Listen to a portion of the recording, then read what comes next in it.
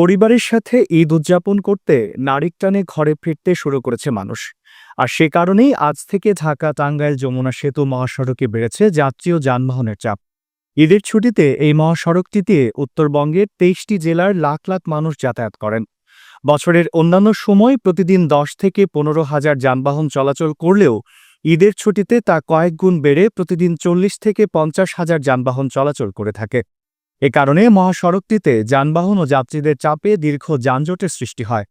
যানজটের ফলে ঘণ্টার পর ঘণ্টা ভোগান্তি পোহাতে হয় যাত্রী ও চালকদের। তবে এবছর যানজট নিরসনে ঢাকা টাঙ্গাইল যমুনা সেতু মহাসড়ক পর্যায়ক্রমে ৭৫০ পুলিশ সদস্য কাজ করবেন বলে জানিয়েছেন জেলা পুলিশ সুপার। এই মহাসড়কটি দিয়ে প্রায় প্রতিদিন লক্ষাধিক মানুষ তাদের গন্তব্যস্থলে যাবে।